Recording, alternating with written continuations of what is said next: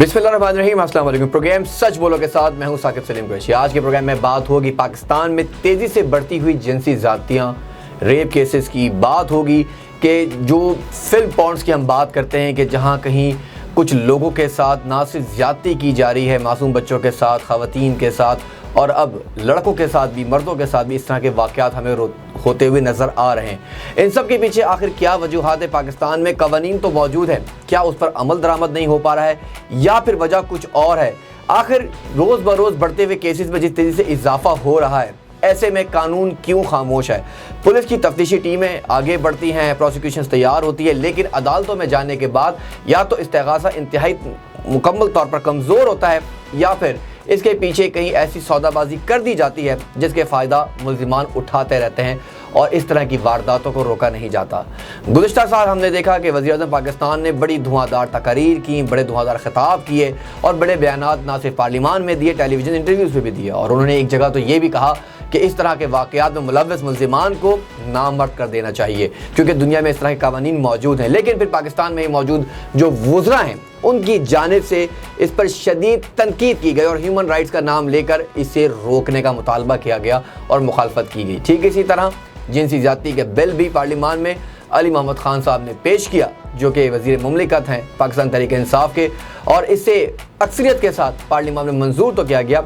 वजह चाहे इसके अलावा कुछ और भी थी कि हमने देखा कि खुद फवाद चौधरी जिनका ताल्लुक पाकिस्तान तहरीक इंसाफ से है और शीरी मज़ारी जो ह्यूमन राइट्स की चेयरपर्सन भी हैं, उन्होंने इसकी मुखालफत की और मुखालफत करते रहे और कर रहे हैं और उन्होंने ये भी इख्तियार की है क्योंकि दुनिया में रुसवाई होगी और इसे इंतहा पसंदी कहा जाएगा। लेकिन जो हो रहा है ज़ैनब केस के हवाले से लेके और अब तक जिस तरह मासूम बच्चों और फिर जवान लड़कियों लड़कों को बदफेली और जिनसी ज़्यादतियों का शिकार किया जा रहा है, इस पर कोई कार्रवाई अमल में नहीं लाई जा रही। गुज़िश्ता कुछ दिनों से इस्लामाबाद जो कि मरकज़ बना रहा इन तमाम चीज़ों का, जिसमें ख़ुसूसी तौर पर 4 बड़े अहम वाक़यात रौनुमा हुए, जिसमें सर फ़हरिस्त रहा उस्मान मिर्ज़ा केस, जिसमें उस्मान मिर्ज़ा ने एक नौजवान जोड़े के साथ जिस तरह ज़्यादती की, उसकी वीडियोज़ बनाई, उसकी तस्वीर बनाई और बना के फेसबुक के ऊपर सोशल मीडिया पे वायरल किया और उन्हें काफ़ी तंग किया गया, उनको हरास किया गया। उसके बाद हमने नूर मुक़द्दम कत्ल केस भी देखा, फिर हमने चौंतरा में होने वाली उस खातून और उस बच्चे के साथ जो ज़्यादती की गई, खातून के साथ उसे कत्ल किया गया, वो भी हमारे सामने, और फिर अफगान सफ़ीर की बेटी की अगवा का मामला। ये बहुत सारे मामलात हैं। आज इन सब पर हम कानूनी माहिर से राय लेंगे और जानेंगे कि पाकिस्तान का जो कानून है वो क्या कहता है और बार बार ह्यूमन राइट्स का नाम लेने वाले जो नाम नहादी वज़ीर हैं ये क्यों इसकी मुखालफत करते रहते हैं। इन सब पर बात करने के लिए मेरे साथ स्टूडियो में मौजूद हैं चौधरी मुदस्सर हुसैन साहब। साहब बहुत शुक्रिया आपका। चौधरी साहब, आप इस्लामाबाद हाई कोर्ट में तमाम केसेस को देखते हैं और आप नेशनल यूथ एक्टिविस्ट भी हैं और बड़ी बात है कि आप यूथ को भी रिप्रेजेंट करते हैं। काफ़ी जगहों पे आपका लोगों से मिलना मिलाना भी रहता है, मुल्ज़िमान का भी आप अदालतों में सामना करते हैं। सवाल आपसे मैं करना चाहूँगा कि पाकिस्तान में जिस तरह रेप केसेस में तेज़ी से इजाफा हो रहा है, इसकी रोकथाम के लिए कवानीन तो मौजूद हैं, क्या उस पर अमल दरामद नहीं हो पा रहा है? या पहले ये बताइएगा कौन कौन सी ऐसी शिकें हैं जो इस जिनसी ज़्यादती में मुलव्वस मुल्ज़िमान हैं, इन्हें करार वाक़ई सज़ा दिलवाने में मजबूत हो सकती हैं? साकिब बहुत शुक्रिया। मैं समझता हूँ कि पाकिस्तान के अंदर जो क्रिमिनल जस्टिस सिस्टम है और पाकिस्तान में जो प्रोसिक्यूशन सिस्टम है, ये इतना नकारा है कि इसको लाजमी तौर पर बदल देना चाहिए। जहाँ तक आपने कानून की बात की तो पाकिस्तान पीनल कोड के सेक्शन 375 में ये बात क्लियर है कि जब भी कोई शख्स किसी भी औरत के साथ ज़्यादती करता है, जिनसी ज़्यादती करता है, तो वो रेप है। अब उसकी जो सज़ाएं हैं, अब सेक्शन 376 पाकिस्तान पीनल कोड को देखा जाए तो उसमें जो उसकी क्लास 1 है उसमें वाज़ह तौर पे सज़ाए मौत भी हो सकती है, लेकिन कम से कम जो सज़ा होगी वो 10 साल और 25 साल से ज़्यादा उम्र कैद ना होगी। जबकि इसी की क्लास जो 2 है उसमें है कि जब कोई गैंग रेप करता है, जब 2 या 2 से ज़्यादा अफराद मिलकर किसी औरत के साथ ज़्यादती की कोशिश करते हैं या ज़्यादती करते हैं तो उसकी सज़ाए मौत से कम ना होगी। जबकि जो अननेचुरल ऑफेंस है या गैर फितरी फेल है उसके लिए पाकिस्तान पीनल कोड के अंदर सेक्शन 377 मौजूद है। जब कोई शख्स किसी बच्चे के साथ या किसी औरत के साथ अननेचुरल ऑफेंस करता है तो उसकी सज़ा भी 10 साल से कम ना होगी। अभी हाल ही में एक बिल पार्लियामेंट के अंदर ज़ेर जो है तरमीम है, उसमें है कि section 490A Pakistan penal code, जब बच्चों के साथ जिनसी ज़्यादती के मुल्ज़िम को ना सिर्फ सज़ाए मौत होगी बल्कि 1 करोड़ जुर्माना होगा। जहाँ तक बात है सज़ाएँ क्यों नहीं होती, अदालतों से ऐसे मुलज़म जिनको सफाक जुर्म में मुलव्वस हैं इनको सख्त से सख्त सज़ाएँ मिलना चाहिए, बच कैसे जाते हैं? तो उसके पीछे यही है कि हमारा जो इन्वेस्टिगेशन का सिस्टम है, हमारे जो तफ्तीशी अफसरान साहबान हैं जो इस कत्ल के केस को, इन तमाम मुकदमात को क्रिमिनल सिस्टम के अंदर या ज़िना के केसों को चेक कर रहे हैं, वो उनमें से बहुत बड़ी तादाद है। मैं समझता हूँ 90% ऐसे हैं जो कानून को समझते नहीं, जानते नहीं या बेहतर तौर पे इन्वेस्टिगेशन नहीं कर रहे। हमारे प्रोसिक्यूशन सिस्टम में इतने लूप रह जाते हैं, मौका के गवाहान नहीं मिलते, और जितनी इसकी ट्रीज हैं वो पूरी जब नहीं होती तो ये तमाम चीज़ें जो फ़ायदा देती हैं वो हमेशा मुल्ज़िम को फ़ायदा देती हैं, क्योंकि कानून के मुताबिक जो N accused is favourite child of the law, क्योंकि उसको ये समझा जाता है कि जो भी बेनिफिट मिलेगा, बेनिफिट ऑफ डाउट मिलेगा, वो हमेशा जो मिलता है वो मुल्ज़िम को मिलता है। जबकि हम दूसरी तरफ से देखें कि ये ऐसा होता क्यों है, हमारी नज़र में वो उसकी वजूहात यही हैं कि जब दफातर के अंदर या कानून की परी जो पहले चीज़ें हैं वो क्यों वजूहात आती हैं, उस पर हमें फोकस करना चाहिए, उनसे हमें देखना चाहिए। बहुत ज़्यादा वजूहात दफातरों के अंदर हरासमेंट जो होती है, औरतों को तनकीद का निशाना बनाया जाता है, या वो ऑफिस से लेट हो जाएं उन्हें पहले डराया जाता है। तो पाकिस्तान के अंदर मैं समझता हूँ कि तकरीबन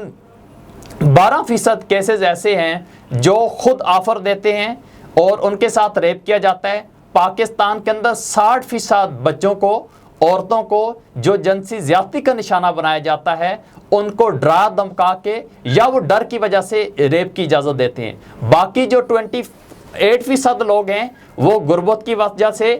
या शिकस्ता घरानों के अफराद जो होते हैं उनको इस ज़्यादती का निशाना बनाया जाता है। आज ज़रूरत इस अमर की है, जिस कानून को last year parliament of Pakistan में अली मोहम्मद साहब ने डिस्कस किया था, उस कानून को फ़ौरन तौर पे पास किया जाए और उसको पाकिस्तान में इम्प्लीमेंट किया जाए। मैंने फ़ॉरेन दुनिया में भी देखा है, फ़ॉरेन के अंदर ये जो ट्रीज़ हैं, ऑकुलर विटनेस होना, मौका के गवाह होना, इन चीज़ों पे ज़्यादा फोकस नहीं किया जाता, बल्कि आपके पास CCTV फुटेज का रिकॉर्ड मौजूद है, आप उनका CDR और जितने जदीद दुनिया के चैनल हैं, इनको जब तक पाकिस्तान में इम्प्लीमेंट नहीं करेंगे तो मैं समझता हूँ कि बहुत मुश्किल है कि आप मुल्ज़िमों को सज़ाएँ देंगे या अदालतें सज़ाएँ देने के काबिल होंगी। इन चीज़ों को प्राइमरी एविडेंस के तौर पे लाया जाए,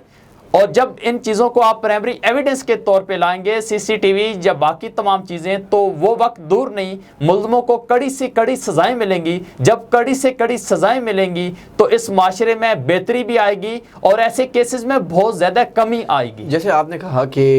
CDR का जिक्र आपने किया, आपने CCTV फुटेज की बात की है, तो ऐसी डिटेल्स ज़ाहिर पुलिस अपनी बुनियादी तफ्तीश में पहले ही शामिल कर लेती है। और जैसे मैंने प्रोग्राम के आगाज़ में भी कहा कि इस्तिगासा बड़ा वैल्यू रखता है इस सारे मामले में, क्योंकि 2018 में मासूम ज़ैनब का केस भी हम नहीं भूले, और हमने देखा कि ज़ैनब के केस में जिस तरह पुलिस ने फुर्तियाँ दिखाई और जिस तरह ऊपर लेवल से ऊपर जो उनके ऊपर प्रेशर डाला गया, और उसके बाद जल्दी हमने देखा मुलज़िम गिरफ्तार हुआ, अदालत ने फौरी फैसला किया, क्योंकि उस वक्त पूरी सिविल सोसाइटी जो है वो सड़कों पर थी। लेकिन ये केसेस सिर्फ एक फांसी देने के बाद हमें रोकथाम नज़र नहीं आ रही है। आपने बतौर एडवोकेट होते हुए भी, और जैसे मैंने पहले भी कहा कि आप नेशनल यूथ एक्टिविस्ट भी हैं और रिप्रेजेंट करते हैं तमाम सोसाइटीज़ को जाकर भी, तो ये बड़ी अजीब सी बात मालूम होती है। यहाँ हमारे यहाँ माज़रत के साथ, आप एक एडवोकेट हैं, अदालतों में हमने इस्तिगासा को जब कमज़ोर होते देखा है तो वकील ही वकील की सफाई कर रहा होता है, क्योंकि कारोबार इसमें शामिल होता है। इंसाफ कैसे मिल सकेगा? जिन दिफात की आपने बात की, आपने ताज़ीरात पाकिस्तान दिफा 375, 376,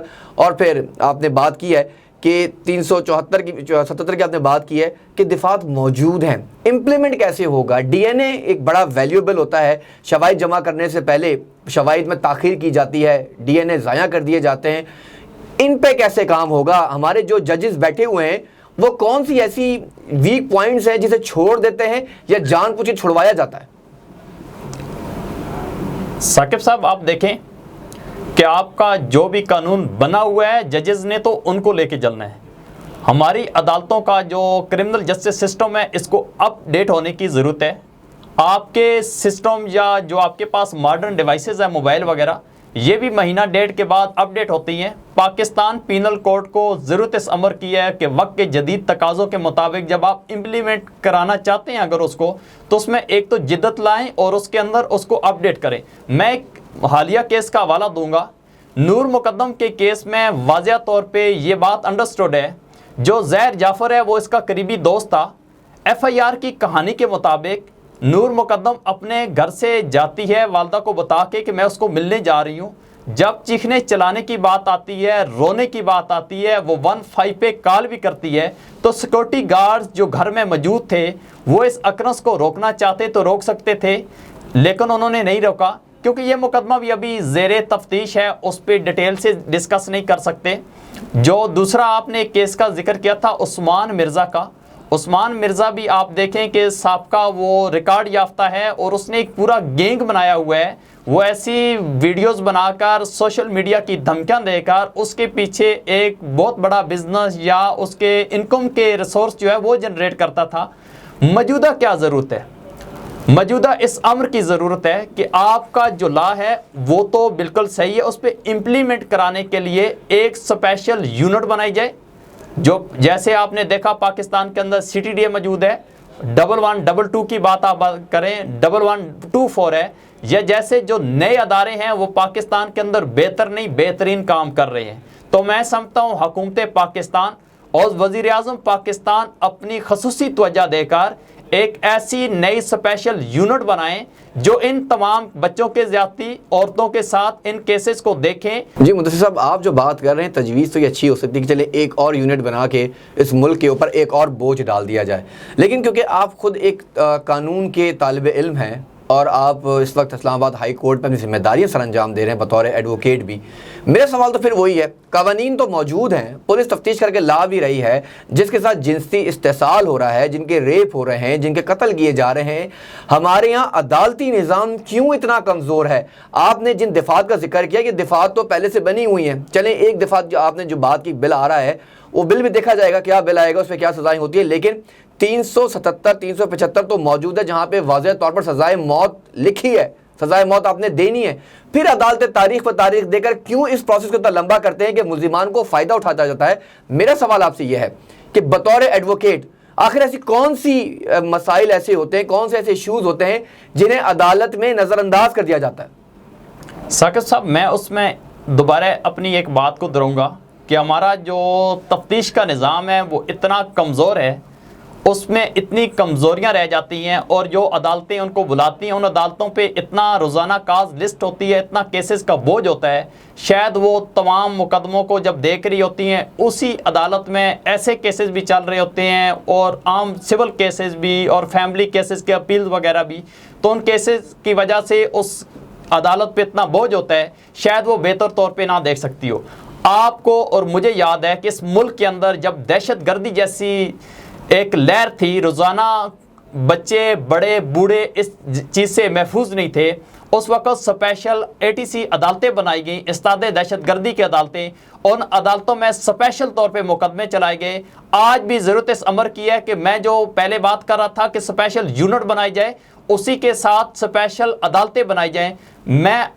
اس بات کی گارنٹی دیتا ہوں کہ آج اگر اسپیشل عدالتوں میں ان مقدموں کو چلایا جائے تو نہ صرف ایسے ملزموں کو سزائیں ہوں گی، بلکہ ان تمام جو موجودہ حالات بگڑ چکے ہیں، ان تمام حالات پہ آپ 6 ماہ کے اندر قابو ہوتے ہوئے دیکھ لیں گے اور قابو آ جائے گا۔ معذرت کے ساتھ مدثر صاحب، یہ تو بالکل حکومت کا کام ہے کہ اس نے کیا کرنا ہے نہیں کرنا ہے، لیکن عدالتی نظام کے اوپر ایک سوال لگتا جا رہا ہے۔ تفتیشی افسران کی آپ نے بات کی ہے، یہ تو پورے انصاف کے اوپر سوال لگتا جا رہا ہے کہ ہم کہہ سکتے ہیں کہ جنسی زیادتی کے جو قوانین ہیں، ایک طرف تو اس پر عمل درآمد اور دوسرا نظام انصاف کہاں سویا ہوا ہے۔ یہاں عدالتوں میں جائیں تو صرف تاریخ پر تاریخ اور تاریخ پر تاریخ ہی ملتی ہے۔ عدالتوں کے باہر اگر آپ چلے جائیں پولیس کے پاس، تو پولیس کا ایک معاملہ ہے FIR درج کرنا، مقدمہ بنانا، تفتیش کو بڑھانا، وہاں پیسے کھلانا۔ اس ملک کا نظام تبدیل کیسے ہوگا؟ عدالتوں پر جیسے آپ نے کہا کہ لوڈ بہت زیادہ ہے، تو ٹھیک اسی طرح آپ ایک پارٹی کے وکیل ہوتے ہیں، جب یہ کہا جاتا ہے کسی بچے یا بچی کے ساتھ زیادتی ہوئی، کسی خاتون کے ساتھ زیادتی ہوئی ہے، آپ اس کا کیس لڑتے ہیں، لیکن آپ کا اوپوننٹ وکیل اسی ملزم کو یا تو پاگل قرار دینے کے پیچھے لگا ہوتا ہے یا پھر کیونکہ اس کا کاروبار ہے یا پھر اس کو بے گناہ ثابت کرنے کے پیچھے پڑا ہوتا ہے. لیکن عدالت میں بیٹھے جج وہ دونوں بحث یا استغاثے کی تفصیلات دیکھنے کے بعد ہی فیصلہ کرتے ہیں. تو کب تک یہاں ہماری ماؤں بہنوں کی عزت لٹتی رہے گی؟ ایسا کون سا قانون لایا جائے، یا جو قانون آپ نے بتائے ہیں، جو دفعات بتائی ہیں، اس میں عمل درآمد تیز کیسے ہوگا؟ اس قانون پہ ثاقب صاحب عمل درآمد تیز کے لیے پھر ایک ہی سولیوشن بہتر بنتا ہے کہ عدالتوں میں باقاعدہ طور پہ ڈائریکشن واضح کر دی جائے کہ ایسے تمام سنگین نوعیت کے جو جرائم کے مقدموں کی سماعت سنگامی طور پہ کی جائے، اور ان مقدموں کے فیصلے آپ ایک ٹائم فریم کلیئر کر دیں کہ 60 دنوں کے اندر یا 90 دنوں کے اندر ان کے فیصلے کیے جائیں. آپ دیکھیں کہ کسی ایسے کی بھی کیس کے اندر استغاثہ دیکھا جاتا ہے،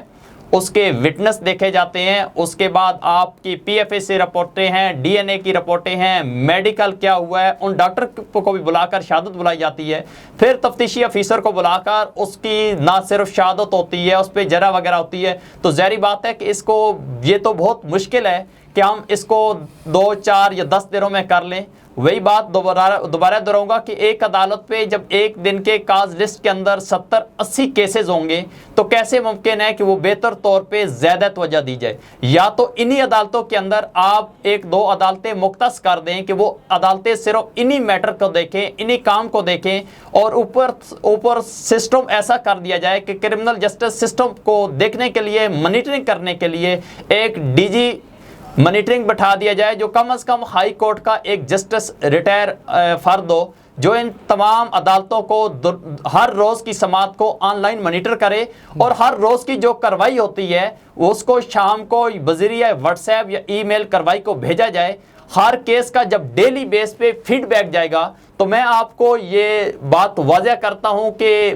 بہت بہتری آ جائے گی، اور عدالتوں پہ کیسز کا بوجھ بھی نہیں بڑھے گا، اور ان قسم کے تمام کیسز کو نپٹا آپ دیکھ پائیں گے. ورنہ آپ نے 3 بڑے مقدمے ابھی جو ان کا ذکر کیا ہے، ابھی 2 دن کے بعد 1 اگست سے لے کر 31 اگست تک دوبارہ عدالتوں میں چھٹیاں ہو جائیں گی، تو میں نہیں سمجھتا کہ ان بڑے مقدموں میں بھی کوئی خاص بڑی کارروائی ہو پائے گی. چلے گا آخری سوال آپ سے مودی صاحب میں کرنا چاہوں گا. آپ نے بڑے قانون کو بڑی ڈیٹیل میں تفصیل طور پر ہماری جو ناظرین ہیں انہیں سمجھانے کی کوشش کی اور بتایا ہے کہ کیا قوانین کہتے ہیں اور کس طرح اس نظام کو بہتر کیا جا سکتا ہے. ابھی سوال یہ ہے کہ 2018 میں معصوم زینب کو نہ بھولے ہیں، اور جو اس کے ساتھ ایک شرمناک واقعہ ہوا، ایک دل دہلانے والا واقعہ رونما، اس کے بعد پھانسی ہوئی، پھانسی ہونے کے بعد وہ سلسلہ چلتا رہا، کیسز تو بڑھ رہے ہیں. اب ایک اندازے کی ایک رپورٹ کے مطابق تقریباً جنسی زیادتیوں میں اب تک 988 کے قریب جنسی زیادتیاں ہوئی ہیں، جس میں 787 جو ہیں وہ ریپ ہوئے ہیں، 89 کے قریب جو ہیں، 79 کے قریب جو ہیں وہ زبردستی، جسے کہتے ہیں کہ اب ایک فلم پونڈس بنائے گئے ہیں، ان کی ویڈیوز بنا کے ان کو وائرل کیا گیا ہے اور ان کے ساتھ زیادتیاں کی گئی ہیں. آپ نے جتنی چیزیں بھی بتائی ہیں وہ قوانین کو بہتر کرنے کی ضرورت ہے. اب سوال یہاں پہ یہ لوگ جاننا چاہتے ہیں کہ سزائے موت، کیونکہ پاکستان ایک شرعی ملک ہے، ایک اسلامی ملک ہے، وہاں پہ قانون ہمارا جو کچھ آپ نے بتایا وہ تمام قوانین وہاں موجود ہیں، ہیومن رائٹ سامنے آ جاتی ہے. تو اس طرح کے ملزمان کو روک تھام کے لیے کیا کرنا چاہیے حکومت کو، کیا کرنا چاہیے پولیس کو، کیا کرنا چاہیے عدالت کو کہ ایسے کیسز کو روکا جا سکے؟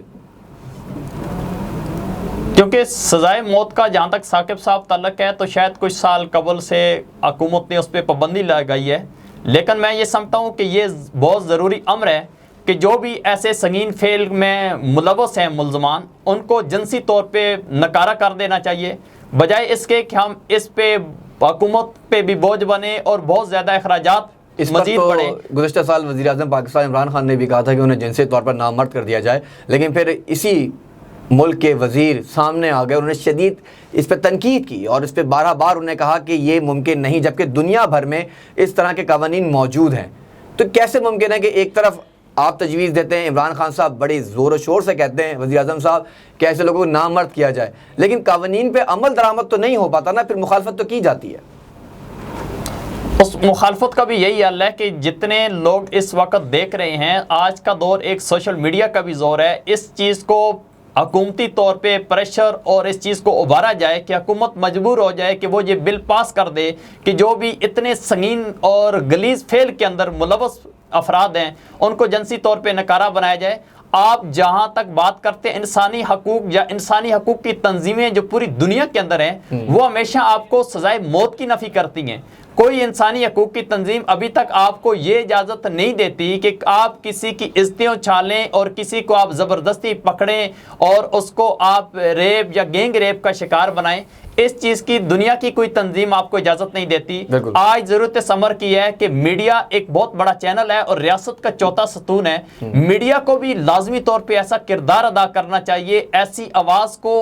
اوپر لیول پہ اجاگر کرنی چاہیے تاکہ حکومت, میں وہی سمجھتا ہوں کہ فوراً طور پہ اس قانون کو بنائے اور امپلیمنٹ کرے کہ ایسے تمام ملزموں کی سزا کم از کم جو سزا ہے وہ ان کو جنسی طور پہ نکارہ کر دینا چاہیے. چلیں, بہت شکریہ. چودھری مدثر حسین ہمارے ساتھ موجود تھے اور مدثر صاحب نے بڑے واضح طور پر بہت سے ایسے حقائق سے پردہ اٹھایا ہے. پاکستانی قوانین کی آپ نے بڑی اچھی طرح سے وضاحت کر دی ہے, بتا دیا کہ کون کون سے قوانین ایسے پاکستان میں موجود ہیں جو جنسی زیادتی میں ملوث ملزمان کو قرار واقع سزا دلوا سکتے ہیں. ضرورت یہاں پہ اس امر کی ہے کہ تفتیش کو بہتر کیا جائے, استغاثہ کو مضبوط سے مضبوط بنایا جائے, ان گواہوں کو زیادہ سے زیادہ کوآپریٹ کرنا چاہیے, متاثرہ فیملی کو سامنے آ کے سامنا کرنا چاہیے تاکہ ایسے ملزمان کو قرار واقع سزا دی جا سکے. مدثر صاحب نے جیسے خود کہا کہ پاکستان میں ایسا قانون بھی لانا چاہیے کہ جس میں جنسی طور پر ایسے لوگوں کو ناکارہ کیا جائے, نہ کہ انہیں ریاست کے اوپر بوجھ بنا کر جیلوں میں ڈالا جائے. اور یہی بات عمران خان صاحب نے بھی گزشتہ سال کی تھی. لیکن کیونکہ سوال یہی پیدا ہوتا ہے